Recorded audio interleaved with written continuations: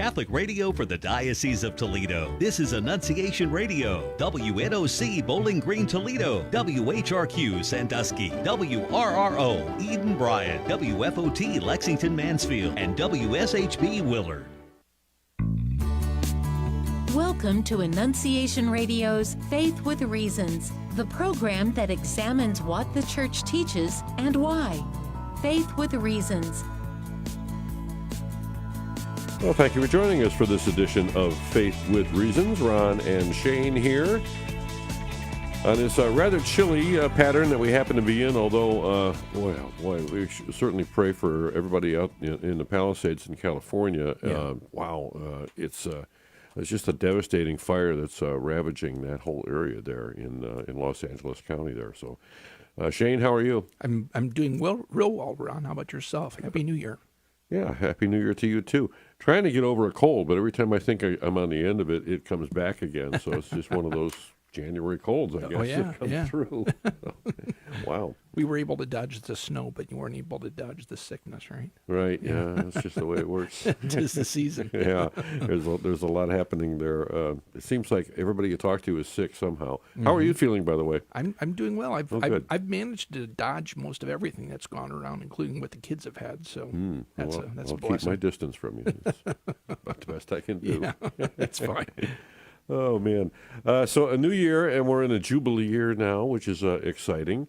Dave Vacheris is on the ship now. Yeah. He's on the Oasis of the Seas, I think it's called. Mm-hmm. But it's a Princess Cruise Line, the Ave Maria Good News Marriage Cruise is still going strong. And, I think they're probably in the 80s there now. So he was in Jamaica this morning. He's enjoying himself, I'm sure. I think so. Yeah. So, but we'll go ahead and take our place here in the winter. Somebody has to suffer. Yeah, that's here right. In cold Toledo. It's a character builder. Yeah, absolutely. That's what it is. Yeah. All right. We're very pleased to welcome back to the program Nathan Maurer, who's with us from the Diocese of Toledo. You know, evangelization is something that we're all called to. It's our charge.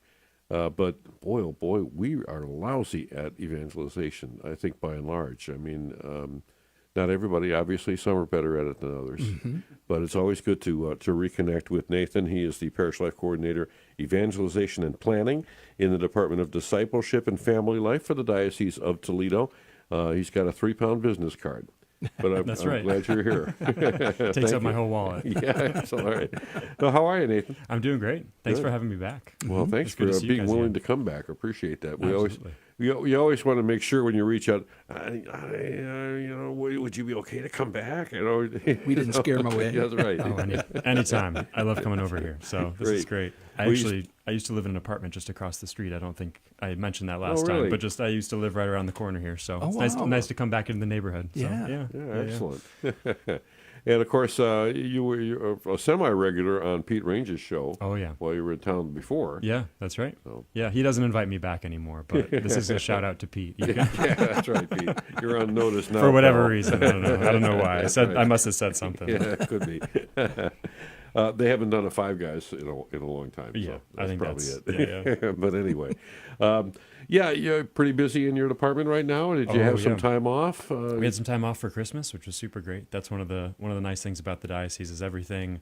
None of the parishes want to talk to us during Christmas break. They're all crazy busy, which is great with the liturgies and all this beautiful Christmas stuff. So nobody wants to talk to us. So we get to have some time off, about a week. And I went up to Boston to see my wife's family, and it was great. Had a 12-hour road trip or so with a 1-year-old in the back of the car. It was fantastic. It was great. We've done that a few times now, but we're getting used to it. Hopefully it went well. Oh yeah, it was great. It was great. Good to see family, and actually I was telling Shayne beforehand, we're actually expecting our second now. So we're congratulations. Family's growing, and we're getting together with our cousins, even though they're states away. But it's good. Mm-hmm. Yeah, it's good to be back for the new year. Yeah, that's awesome, and I'm glad everybody was. I'm sure everybody was happy to see the 1-year-old. Yeah, absolutely. Yeah, she's got a lot of cousins out there, so they all loved having her. She's the youngest, so.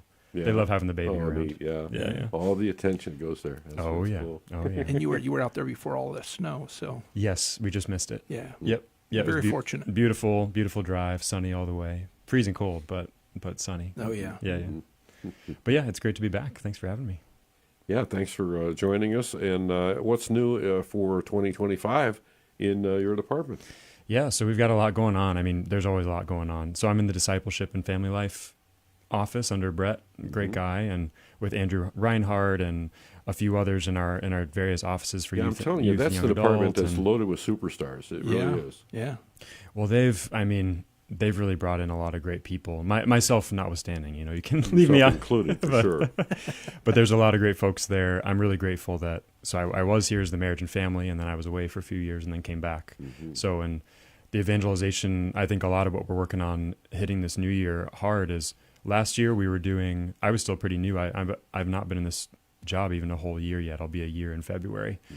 So as I'm approaching my 1-year anniversary, we've been building a lot of kind of coaching things and ways to accompany parishes in evangelization. Mm-hmm. But now what's the fun part is that this new year we're kind of hitting the ground running and actually getting out there more. We were doing that at the end of last year and kind of laying the seeds, but now we've got meetings with pastors all over the place. We're meeting with teams, with pastoral councils. I had a meeting with a whole parish. We had a whole parish hall full of people talking about evangelization in one of the city parishes, one of the Toledo parishes, just a couple weeks ago. So there's great stuff happening. I'm excited, but it's getting to, that's my favorite part of the job. Being in the office is fine, but my favorite part is actually being out with people. So well, and that sowing the seeds part of it usually takes longer than the amount of time that it's taken. I mean, that's a pretty accelerated pace, I think. Oh yeah, no, it's great. There's a lot of, you got to lay the strong foundation. So when you go out there, you know kind of what to say and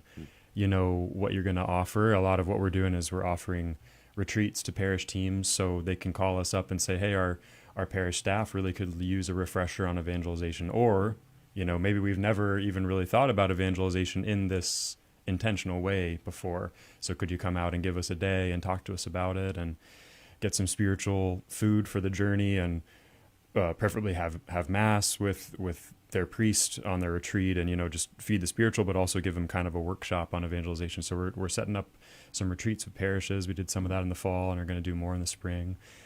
And then we're also working with parishes in kind of small towns all over the place, but working on just general planning of where we're going to focus our energy. And there's around 120 parishes in the diocese, and we can't work with all of them, not all at once, but the goal is to help the ones who either ask for help first or who need the most help, and that's what we're here for. Low-hanging fruit. It's great, exactly.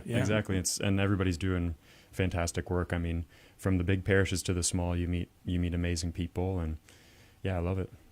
And you hear the term a vibrant parish a lot, and some are, some aren't, but I think one of the keys that would kind of fit that description is their evangelization efforts, their outreach to not only their existing parishioners but those around the parish boundary to kind of join in the community. Right. There's a certain palpable excitement at a parish that's very engaged in evangelization. Yep, absolutely. And what you find too is the more engaged your parishioners in the pews are, the more that evangelization sort of happens, not automatically, but it becomes a lot easier. When you kind of, I think we talked about last time how Jesus started with, he has the small circle of disciples that goes to a bigger circle, that goes to a bigger circle, and then that circle goes to, the whole world. And that's kind of what the parish looks like around. You have the pastor at the center, then you have a leadership team around him, and then you have your staff, your volunteers, your youth minister, all the people who are doing the various ministries, and then you have the people in the pews, and then you have your friends and neighbors. But that's the circles go outwards. I think a lot of people can kind of get intimidated when they think about, evangelization, that means we have to go to the random people on the street and we got to do, it's yes, we'll get there, but first let's start, do the people in the pews know Jesus? Do they know him? And are they excited about their faith? Are they, and not just emotionally excited, but are they invested? Are they do they know their faith? Are they able to share it? And then you find that the Holy Spirit does a lot of the work. He's that's what I like to remind people of too, and what I had hammered into my head a lot when I was studying this is the primary, and this is ever since we've talked about the new evangelization, but much longer than that, but the recent popes have really stressed the primary agent or the primary accomplisher of evangelization is not us, it's the Holy Spirit. Mm-hmm. So our job is to open up encounters with the Holy Spirit and open up encounters with Christ. That's the most we can do. We're not Christ. We're not there to be people's saviors, but we have to open up those lines of encounter. And if you can do that, sometimes it's very easy. Sometimes it's not rocket science. It's really not. That's why Jesus didn't come and call a bunch of PhDs or people with theology degrees. These were fishermen, these were bankers, these were people with some education, some with not. It's kind of a mixed bag, the original apostles, right? But a lot of them, they didn't have any degrees. They didn't have, and I say this as someone with a theology degree, but that's not necessary for evangelization. This is about, first of all, loving people, and then when you get to the tougher questions, you can look together with people. But so we had you here last October 2nd, I believe, and yeah. We got into discussion of this, of exactly what you do, what your function is, and you're visiting these parishes. So, I guess refresh my memory or our audience's memory. You're going out and you're basically providing resources, perhaps training for the pastor and the pastor's staff, eventually to train the trainers. Yep. Because this has to grow. This has to be more than just a small group of people at these parishes that is doing this. Because eventually, like you said, you're going to get to this outreach part where you're actually going to go out and try to bring people into the parish, or bring people that are currently in the parish closer to God. Right. Yeah. Yeah. Yeah. Absolutely. It starts. A lot of what we do is sort of in this, and I'm not sure how much of this kind of 7-step healthy parish kind of vision we went into last time, but just really briefly, so we begin with the pastor, with the health and holiness of the pastor, so supporting him. That's the first step. Because he's the father of the community, right? He's the spiritual father of the parish. Without the father, the family is not going to go very far, right? Yeah.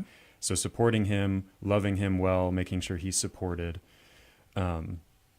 And then you go out to the leadership team. So and that people, different parishes call it different things, but that's basically like the 1 or 2 or 3 or 5 people who are around the priest who are helping him kind of bear the burden of leadership, right? Because it shouldn't ultimately, that's part of the weight of being a pastor, is you shouldn't have to make every single tiny little decision for your parish. And you shouldn't be the only one that people come to say, hey, what is the gospel? Or what is our parish all about? Or what's this program or whatever it might be. And especially nowadays with fewer priests, they need to be able to rely on, especially lay people. It could be deacons, it could be religious sisters in the parish, who's ever's on that leadership team. Like a pastoral committee. Yes, but usually a little tighter than that. Because a pastoral, or I guess pastoral council or committee might be a sort of a broader group, depends. Leadership team tends to be probably like 2 to 5 people that are around the priest who are kind of day in, day out. Like your parish manager, kind of, yeah, exactly. Yeah. Or maybe if you have a big Catholic school, maybe the principal of that school, and maybe you're, all those sort of people at maybe a lot of people, a lot of parishes, just whoever's managing other people, that's who's on that leadership team. Yep. Yeah, you need street level people that are right there face to face with the parishioners. Exactly, exactly. Yeah, and then you go from there to the staff and volunteers, kind of once again one circle out, and then once you have sort of you have your pastor, you have leadership team, and then you're recruiting your volunteers, right, and forming them.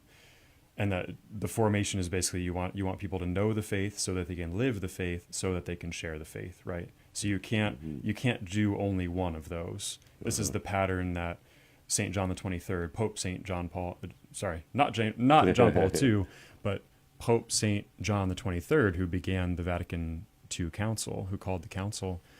This was something he laid out, and once again, it's much older than him, but he kind of laid it out at the beginning of Vatican II, where he said, this is the path of the church, is what he called it, is we need to know our faith so that we can live our faith, so that we can share our faith, right? So no, it's not just about intellectual knowledge, right? Which is why, once again, it's not just about degrees or having all the answers. But you need to know, fundamentally, it's not about head knowledge, but it's about, when you say know the faith, it's about knowing Christ personally, right? And that personal knowledge goes along with the theological knowledge and, knowledge of maybe tough Catholic teachings and like that. All those things are important, right? We want to be able to have answers for people's questions. But a lot of that knowledge is just knowing Christ personally. We talked about that a lot last time. Is just you can't evangelize if you don't have a relationship with Christ. And that means prayer daily. That means intimacy with him. That doesn't just mean even recited prayers, but that means taking at least, 10, 15, 20 minutes during your day and just being with him, and even in silence, and saying, okay, the world's crazy. What are you asking from me today in the quiet, right? With my phone off, with my distractions away. And that's harder for some people than others, but in the church, especially if you're working for the church in any sort of way, that's the number one temptation that I've experienced. And I've heard it from people who work in the church all over. That's the enemy. The devil is not going to tempt people who work for the church necessarily with huge, massive, scandalous sins, although we know that happens, right? Which is tragic, and we don't want it to happen, but it does happen. But you don't get there overnight. You don't get to these massive, life-shattering sins or scandalous things overnight. It begins with the first temptation, which is, well, you do so much for the church already. Why don't you take a break today? You don't need to pray, right? You don't really, you're so busy. You're so tired. Look at all the good things you've accomplished for the kingdom today. You don't need to pray. You don't need to be quiet with the Lord. You don't need to read your Bible this evening. Like all these things, that's the voice, right? And that's something that I battle against I don't want to be a hypocrite in that. Like that's a constant battle, right? Yeah. But the reality is that's where all this comes from. So that's where the knowledge comes from, right? You know the faith, so you're praying, and then you live the faith, right? That just being in your head all the time doesn't work. I've learned this. I tend to be in my head a little bit. My wife, who's listening right now, she could tell you. She could tell you I can tend to get in my head a little bit, and that's not always helpful, right? You have to live then the way that Christ is asking you to live, and that's the moral life, that's the sacraments, that's living in community, that's serving your kids and your neighborhood, and living the church's teachings. And then you're also sharing, right? That's the third step, is sharing the faith. And not that you have to wait until you're perfect to share the faith. Please don't do that, because then we'll never share the faith ever, because we're never going to be perfect. We're never going to get to that point. This side of heaven, exactly. right? So it's all kind of going on at once, but that's kind of the sequence generally. Faith with Reasons. Our guest is Nathan Maurer, and we're talking about evangelization. And in particular, I want to talk about individuals who are evangelizing, but also obviously at the parish level. And as you say, and it's so true, how do you learn your faith if you don't spend time with the Lord each day? I mean, you don't get to be friends with somebody unless you spend time with them, right? And what else can we possibly accomplish if we don't do that first thing? And as you say, that's an ongoing thing. That's not something that it's one and done. Now it's time to move on to step two. Exactly. that obviously continues. And apologetics must have to enter into the picture at some point, because there are some errors out there that need to be corrected. And I don't know too many people who resist any evangelization effort, but they might be silently rejecting it without telling you, So there's something about doing it with an intentional way in a parish setting. I mean, as you say, starting at the core and then expanding out from there, you better all be on the same page pretty much, or at least have an intentional plan laid out. That's right, yeah. So that's kind of a perfect segue, because after you have the staff, you have the pastor, leadership team, volunteers, and then you make we go out and we do we call it clarity for mission, which is essentially, it's a strategic plan, but we want to make sure this isn't a corporate thing. This is a mission oriented thing, right? This is something where we want to have an idea, a sense of why our parish exists, right? And ultimately, that answer is the same for every parish, which is to share Christ with everyone in our parish boundaries, right? We have every parish has, you can look at the map on the parish, on the diocesan website. You look at the map, you're like, these are the parish boundaries. This is from this street to this river to this. Okay, every human person in this boundary, it's our mission to reach them with Jesus Christ. And that's a big mission. Sometimes it's bigger for some parishes than others. Some parishes have bigger boundaries than others, and they've got hospitals maybe, or even prisons in their boundaries. You've got nursing homes. You've got all these different ministries, high schools, right? Any kind of school in your boundaries. How do we reach these various groups of people? So that's all comes to kind of this clarity for mission of, okay, why do we exist? it's to share Christ with every person in our boundaries. Okay, that's great, but how are we going to do that? And then you move sort of with that, you build a common vision, right? So we're gonna do this at the hospital. We're gonna do this at the high school. We're gonna do this, and bringing that up. This is all for the sake of creating more encounters with Jesus. So I guess I've experienced this personally because we actually live in an area that we don't attend Mass at that particular parish. Sure. And they're very good at sending out cards, like postcards, welcoming to attend Mass. Now, I'm presuming that they have my name and my address because, I'm a registered Catholic someplace else, and they notice maybe that I'm not on their roster. Right. But I'm sure that it begins with things like that when you're going out. Now, are they sending that postcard to my neighbor that's not a practicing Catholic? I don't know. Sure. But it's a start, I think. Yeah. Yeah, there are ways to, if you have real estate folks at your parish, there are ways to get the list of people who've just moved to town and then send stuff out to those folks. You can do it. I know parishes that do. So that's could be a great first step. Mm-hmm. Yeah. Little things like that make a big difference. I think a lot of what I'm finding too in my work with a lot of parishes is the ones that are particularly successful in this evangelization effort is they're generally doing a few things, but one of them is having sort of outward facing events that aren't very difficult to access, or I guess we would call them in, my wife was in campus ministry. I spent some time doing campus ministry as well, and you would call them front porch events. So it's kind of, you do an event that's not super theologically challenging. You're not going to say, okay, everybody, we're going to come and we're going to study the Summa by St. Thomas Aquinas, and it's going to be really like that has a place. That's beautiful. I love St. Thomas Aquinas, right? But that's not necessarily a front porch event for people. It's a little bit, okay, I don't know who that is. You just said something in Latin. I don't really know what that means, right? It's not necessarily accessible to a non-Catholic, or even maybe some more nominal Catholics in your own pews. They're not going to know what that is. Yeah. But having these sort of events that it's like, okay, we're going to have, for example, so many parishes have a fish fry during Lent. That's a great example, right? Parishes are already doing this. But how many parishes think of their fish fry as an opportunity to evangelize the people who are coming beautiful. to get dinner, right? Yeah. It's like, it's rethinking. A lot of people, when we come, a lot of parishes, their first sort of instinct, which I totally understand, is, oh no, he's going to tell us to do one more thing. Like, we're already so busy, we're already burnt out, we're already stretched so thin because it's the common litany, right? We don't have enough priests, we don't have enough money, we don't have enough, XYZ, all these things that we can say, which all those things may be true, right? But the thing is, you can re-envision the things that your parish is already doing to think about evangelization, right? So you already have you have atheists going to fish fries because it's just good food. You have people, right? People who never go to Mass, who maybe are Catholic, but they never go to Mass, but they'll show up at your fish fry, just like they'll show up at Ash Wednesday or, these kind of big days, or Christmas, Easter. Exactly.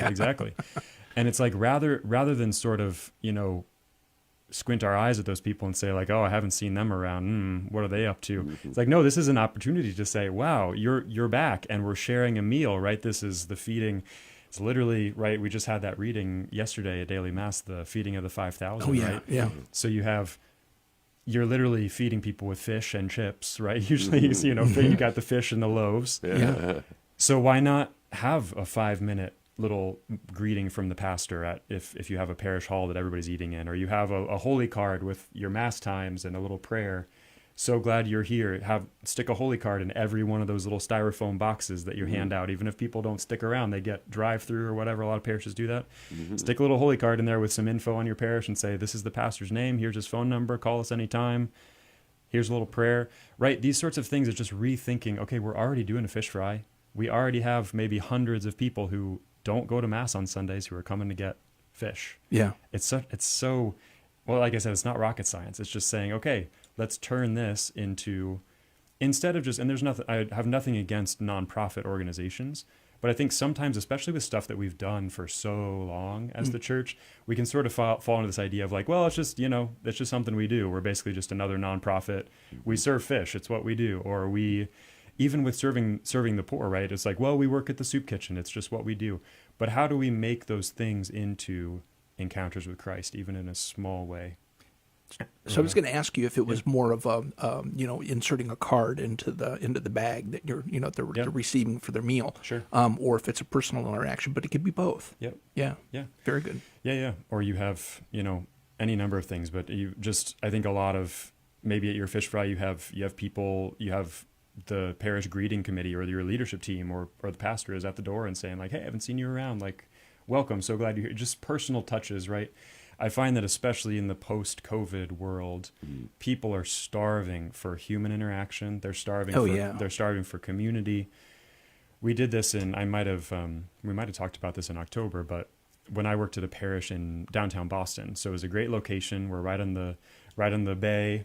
Right, the parish literally overlooked the water with all the boats and the Tea Party Museum, which is an old ship. It's made into a museum. It's floating it's like literally you could see it from the front door of the But you came back to Toledo the parish. Anyway. I did. It was too cold out there. I couldn't do it anymore. It was even colder than here, believe it or not. I just have to stop. Yeah, you. please. What you're describing was the parish very large? Was it a chapel-like building? This is a chapel right downtown. It's called Our Lady of Good Voyage. I think we attended Did you? mass there Yeah, because okay. there's a Marriott hotel. It's across the street, and we just walked across the street. It's right there. A small world. Yeah. I worked. I wasn't there for long, but I worked there for almost a Very couple cool. of years. Yeah. It's a great spot. But they this was right. So this is right after the lockdowns, right after kind of the world halted. Yeah. Right. And Boston took the lockdowns very seriously, so everybody's still kind of skittish, and everybody's and their young adult group just totally floundered. It just went from, it was like 3 people were coming when it happened. It was like 3 people once a month. Yeah. It just was nothing. And so myself and a young priest who we were both new there, we both said, hey, young adult life, like this is something we're both passionate about. Like let's do something to kind of rev this up. And so we said, okay, instead of having young adult group in the church, because we were just meeting those 3 people once a month, they were coming and we were meeting in the pews of the church and we were reading the Summa or reading, some kind of deep theological thing, which once again, that has its place. Yeah. But so we said, okay, how can we make this a little bit more accessible or front porch? And so we said, well, there's literally a brewery right across the street. Oh, yeah. Why don't we just go there? What is it, Theology on Tap? Yeah, exactly. Exactly, which is right. It's been done so many times. It's like, okay, this is once again, it's not a tough problem to necessarily solve. So, okay, we're going to take the book and we're going to go over here. And before you know it, we had 25 people coming every month instead of 3. Yeah. Right. And they wanted the community, right? That's what I'm getting to. Oh, that's awesome. Yeah. We can pick that up on the other side. Yeah, looking forward to that. Going by fast here, yeah. Nathan Maurer, our guest parish life coordinator, evangelization and planning for the Diocese of Toledo, the Discipleship and Family Life Department. Take a little break. We'll be right back on Faith with Reasons here on Annunciation Radio. The Catechism defines evangelization as the proclamation of Christ and His gospel by word and the testimony of life in fulfillment of Christ's command. But what does that look like in real life? It looks like the St. Paul Evangelization volunteers out on the street, sharing the good news with people in a non-confrontational way, handing out free sacramentals, listening to them, praying for them, teaching them, planting seeds, and letting the Holy Spirit make them grow. Visit streetevangelization.com and learn more so you can get involved in real-life evangelization. I went paddleboarding with my family recently. It took forever to get there. The AC stopped working in my van. I couldn't find parking. The paddleboard pump broke. By the time we were ready to have family fun, I was ready to explode on everyone. I was miserable. Now, if I may examine my conscience on radio with you, everything I just complained about is the problem of a blessed person. I have a car, paddleboards, kids, and I'm at a safe state park in the story. I was frustrated because I was trying to manage my blessings. So often, that's exactly what frustrates us. We got to get the kids to school, make their lunches, run off to work. Stop, think, thank. You have kids, food, and a job, all blessings. But if you don't get intentional about counting them as blessings, you'll end up miserable and cranky. We need to stop and pause and take stock of what's actually going on and give thanks often. Then we can have perspective and joy even in the midst of the chaos. This is Chris Stefanik from RealLifeCatholic.com. The Order of Christian Initiation for Adults is a journey of faith. OCIA classes are designed for those who desire full communion with the Catholic Church. Whether you are new to the faith or want to learn more, or have been away from the church, or haven't received the sacraments as a child and want to come back, OCIA classes are for you. Contact your parish or the local Catholic Church and register for the next session.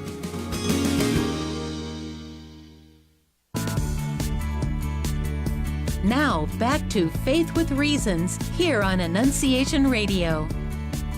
Hey, welcome back here. Shayne Stanfield with Ron Finn, and today we're blessed to have Nathan Maurer. He's our Parish Life Coordinator, Evangelization and Planning here at the Diocese of Toledo, Department of Discipleship and Family Life. And we were talking at the previous half hour of the show. We were on the topic of your brief stay in Boston, and trying to salvage what you were doing with a youth group or study group, right out of the gate from the opening from COVID. So maybe we'll just pick it up from there. I like the idea of getting it out of the parish itself and going across the street to the tavern. But I guess let's pick it up there and what kind of success you had with that. Yeah. Just to wrap up that sort of story, is you had people coming. We went from about, like I said, from about 3, all of a sudden we had 15 to 20 to even 25 people come in whenever we would have it. And then sometimes we even got to the point where people, even on off weeks when it wasn't happening, people would get together. Those same people would get together and say, hey, we're going to go out and we don't have a discussion for tonight because it's not an official night, but we're going to go and do it ourselves and just hang out at the brewery after Mass. That's the other thing. It was right after an evening Mass on Sunday. Mm-hmm. So it was kind of this sort of perfect setup.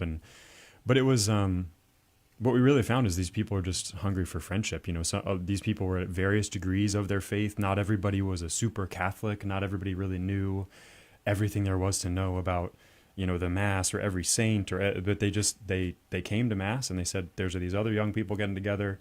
There's some, dynamic priest who's inviting us to this thing. Not that you have to be a young dynamic priest to do these things. You don't have to be, right?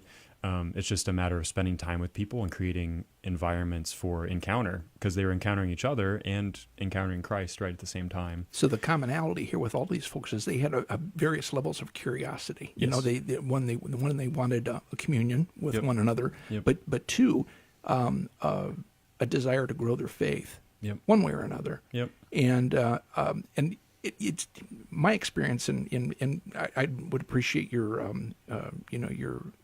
thought on this. You can really do quite a bit with a group of people at various levels, mm-hmm. because there's always an interest where somebody might have a theology degree, but there's always an interest amongst the group to maybe share with one another their own experiences, and it helps. The group kind of feeds off of itself, right? Regardless of whatever the topic is being discussed, right. And you can pretty much put anything out there. We've done small faith groups in our we've hosted them for years, and it's always worked really, really well. You can throw a video out there, maybe a short video series of Bishop Barron, discussing something, and it might be 5 or 6 segments long, each one of them maybe 20, 25 minutes. Right. And the discussion that you get out of something like that is incredible, and it doesn't need to be heady. He amongst so many other people will do videos like this, and they're designed to do just that. There's a certain amount of stuff that's being discussed, but it's not at a very heady level. It's something anybody can, but it's the discussion that comes about afterwards that I think is very fruitful. Right. Yeah. That coupled with some kind of prayer and some kind of right encounter with the Lord and food and drink and food. And exactly. It's a winning combination. Yeah. You can't really go wrong. Yeah, absolutely. Yeah.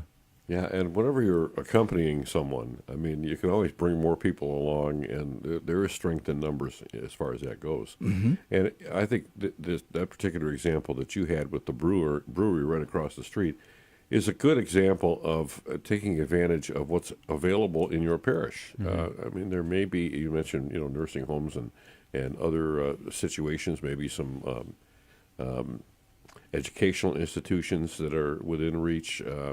It's just a question of assessing what can we do with what we have, and how do we create opportunities in our own parish boundary. Yep.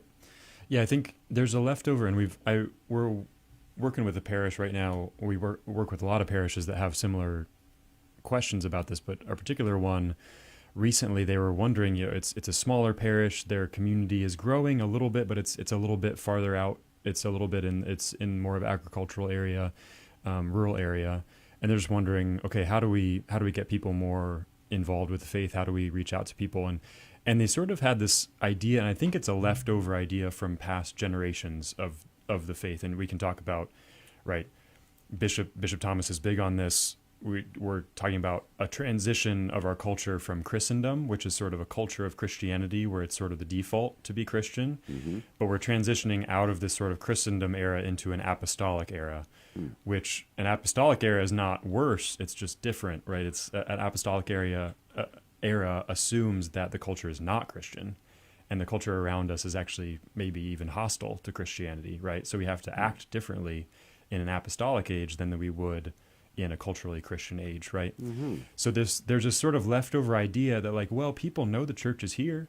If they want to come, they'll just come, right? People know we're here. Oh, yeah. We've got the sign in the yard. We send that, we've got a website. We've got they've made their choice. They've made their decision. Totally. Yeah. Or they just assume that if people are looking for faith, they know where to find them. And that's just not the case. People are not trolling. They're not just kind of going around their neighborhood in their car being like, oh, where's the Catholic Church around here? It's like, maybe Where can I get spiritually fed exactly right now? There's an app for that, by the way. Well, that's what I was going to get to, right? Is like, people don't really do that anymore. That unless you're of a previous generation, it's more older folks who that's the culture that they grew up, right? Where it's like, well, everybody just goes to church. So if you don't, well, what's wrong with you, right? It's obvious. It's just down the street.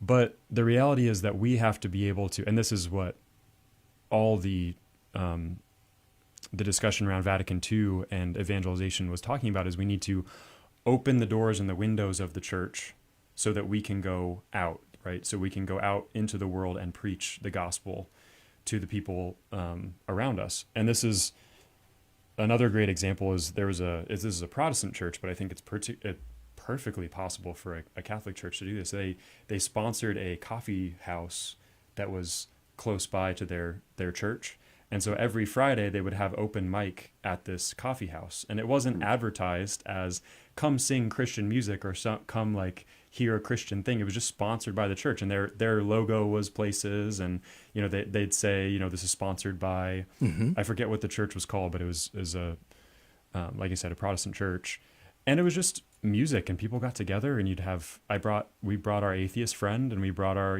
people would just come and play music and recite poetry, and it was really cool, and it was this cultural thing.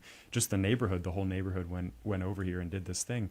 It's like that's and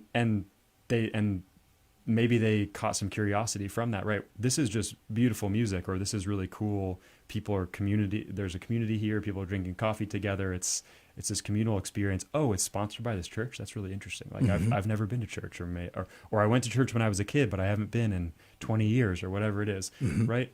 So it's thinking creatively, and once again, it doesn't have to be complicated. Just most parishes, I think, do you have a pub nearby? Do you have a coffee shop nearby? Do you have a bowling alley nearby? Like just do something that's not in your church walls, and that's in place. It's not to replace your Bible studies and your things that are happening at the church. Those are important too, right? You got to feed the people who are already in the walls. Yeah.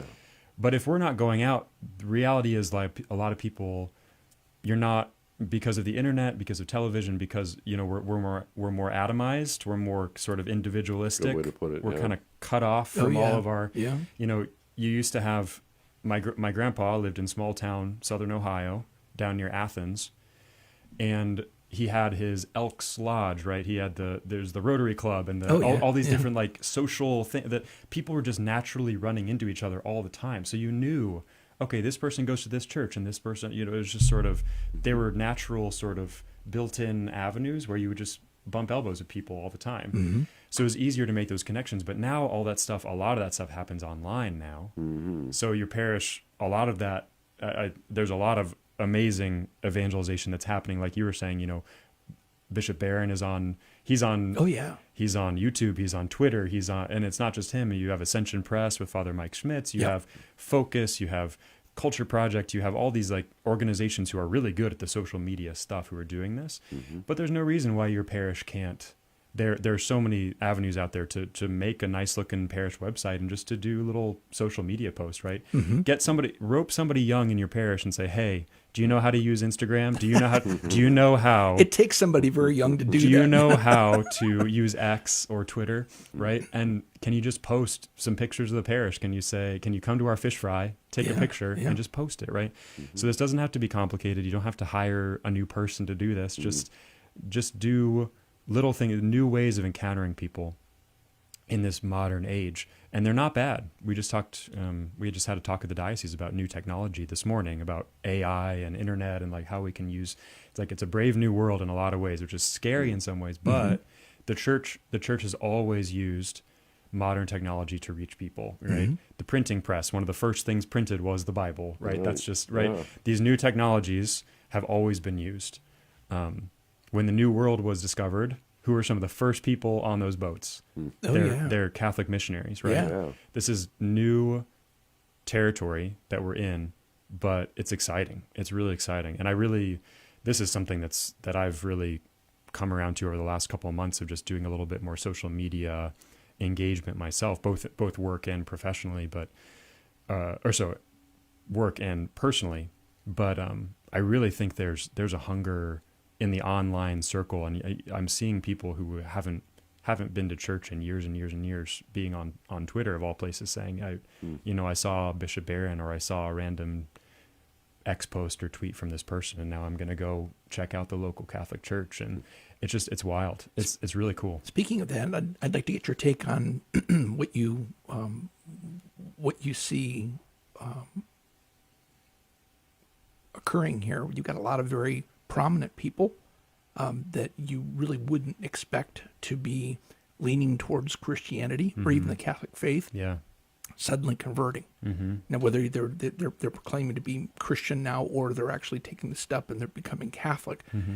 So, what is your take? Do you think it's a social media influence there? I think it's because there's something that's going on, and it's a beautiful thing to see. But that's awesome. Yeah. I don't know. I mean, what do you think? Yeah, I get really excited about this. I just had a conversation brief with somebody on Twitter just the other day about this.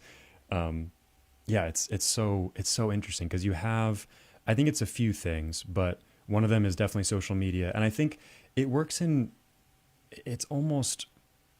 So we know from our faith that God brings good out of evil, right? He brings our salvation out of the crucifixion, right? This is Catholicism, 101. This is our faith, right? Jesus says, pick up your cross and follow me. He'll take care of the resurrection part. Like we can trust in that, but we got to go through hard things sometimes. And I think, in a lot of ways, so social media kind of amplifies the bad. And I think a lot of people are very kind of down on social media because it's like, it's so full of bad things, and TikTok makes people do crazy stuff, which it does. You have to be careful with these tools, right? Just like with the printing press, I'm sure back when all of a sudden the printed word was available, people were using that for nefarious things just as much as they were using it, right? Yeah. I'm sure it was happening. So you have to be careful, but the reality is that because the bad is being amplified more, every day you see videos of people, you see videos of war and the wildfires, and you have just the chaos and the corruption too. You see that part of what social media shows us too is like the corruption of our human government and all. It's like all this stuff is just, you could go on and on and on. It's exposed. Like, did you hear about this horrible thing that this person did? And this, and I thought they were trustworthy, but now that actor did this thing, whatever it is. And it's exhausting, but I think it's left a deep longing in people's hearts to say, okay, where's the good here? And I think that's beckoning them to say, oh, maybe this whole Christianity thing, maybe there is something there, which we know is ultimately, yes, it is the answer to the evil in the world is Christ and his church, right? So I think that's part of it. I think part of it too is, and this is related, but I think COVID was this massive, really worldwide crucifixion event, almost, if I can use that word. Like it's almost like it was a heavy cross to carry for everyone, Christian, non-Christian. And you had people come out of that saying, okay, there has to be something. Because during that time, you had the government, can we trust them? Can we say, they're saying one thing this day, but then they change their mind, and then it's this, and they're people are not telling the truth. People are saying this, but then doing this, and there's just so much distrust now of our institutions. You have higher distrust of government, higher distrust of higher education, and all these things.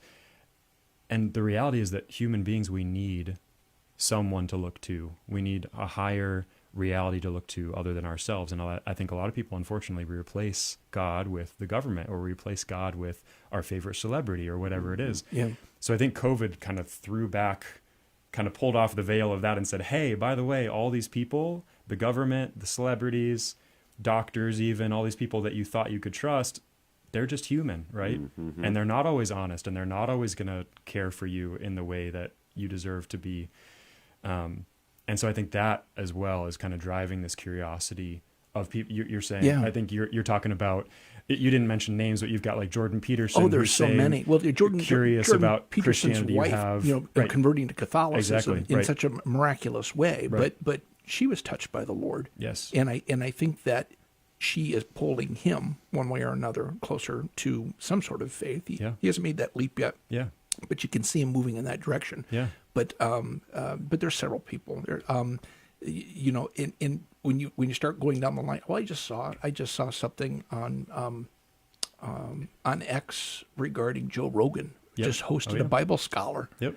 And it's like, seriously? Yep. But for someone like him to be given that man, I don't know how many hours he spent with him. And usually his guests are on there for 3 hours or 2.5 hours. Yeah. It's just an amazing thing to see because he's being evangelized. Yep.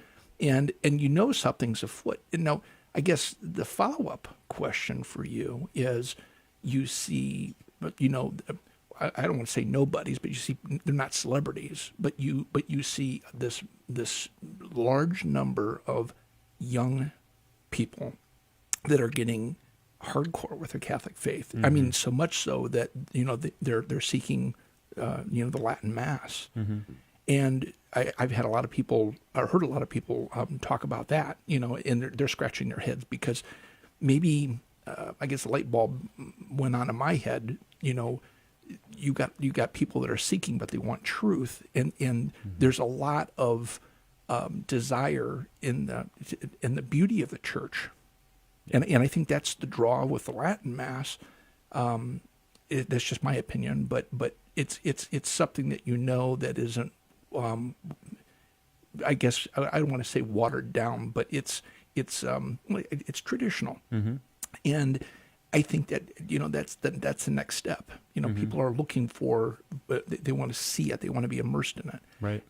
It's my preference when we're traveling to go to an older parish, where you can appreciate the architecture. Yeah. You're not going to something that was constructed last year that looks like, I don't know, it's just very plain Jane. Sure. There's a lot of beauty in modern architecture, but I think we've lost something as the church when we're not building these beautiful structures for praise and for worship. So I don't know. What's your take on that as well? Yeah, I think there's a lot there. I have lots of thoughts about young people looking for. Really, the way that I hear people talk about it is like a lot of young people. They grew up so I grew up in the 90s, early 2000s was my childhood. And that was really an era of, you didn't have YouTube around. You didn't have all these sort of internet evangelists who were doing these really beautiful things. And from listening to my parents too, is that it was kind of that way before I was born too, where you had a few decades there where there wasn't really a lot of really hard, like hardcore, this is Catholicism material, right? It was sort of like, well, this is this, and I don't want to talk down to anybody who that was their formation or anything like that, but I do understand that there were some decades following the sexual revolution, right? Yeah. You had a lot of this chaos following the council. It wasn't the council's fault, but Vatican II was misinterpreted by a lot of people who kind of took it and ran with it, and did a lot of things that were really damaging, unfortunately.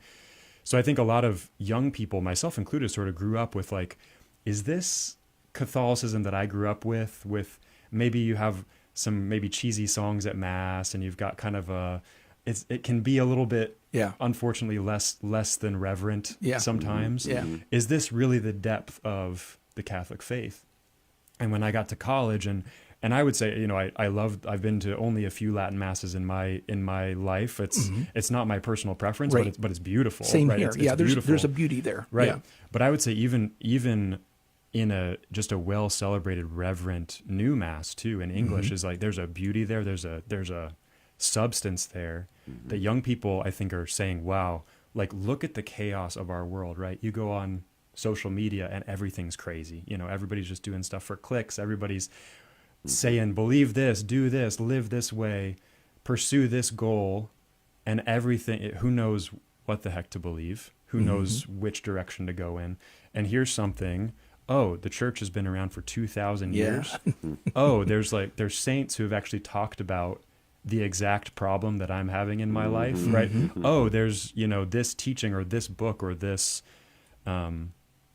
whatever it might be, this beauty of our faith, even this painting or this icon or this church building, right? That I had a friend in grad school who, great guy, but he was an atheist during college, and he was in St. Louis, and he walked into the St. Louis Cathedral just on a whim.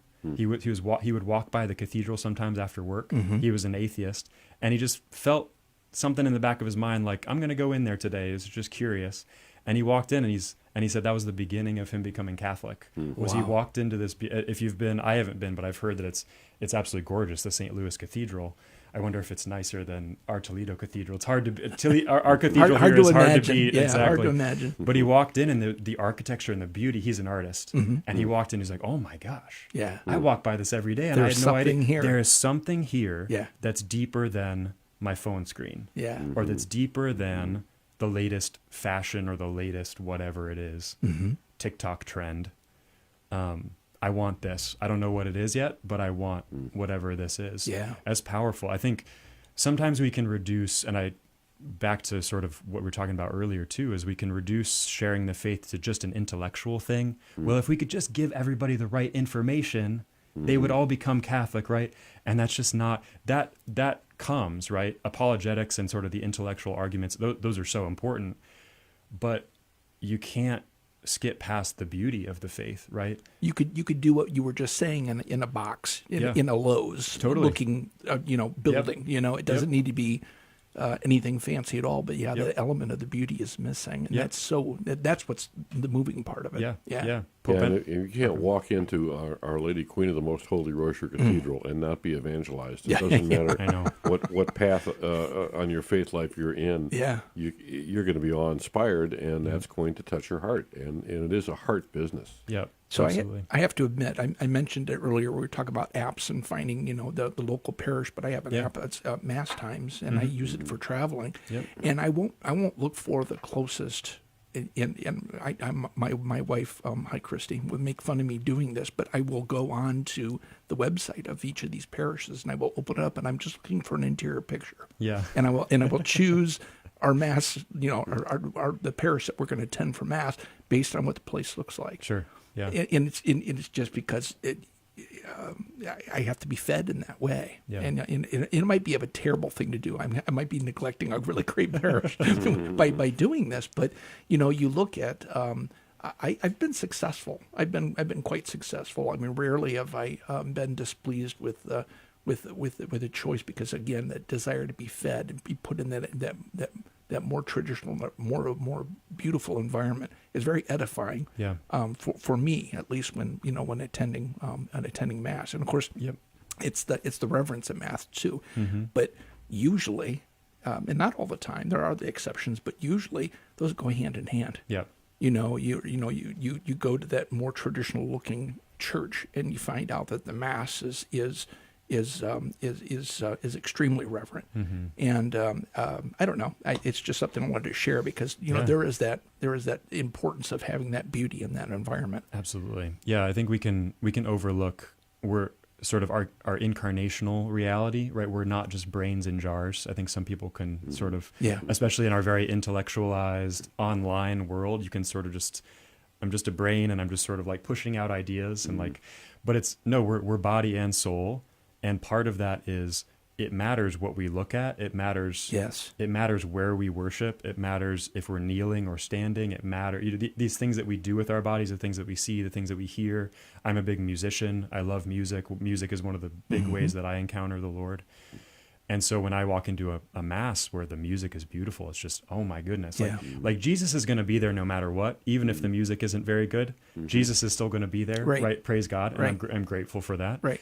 But if the music is excellent, it's just, that's a whole new level of like, okay, this is what the choirs of angels in heaven, this is a little tiny taste of what that might be like. A difference between the tambourine and the organ. Totally.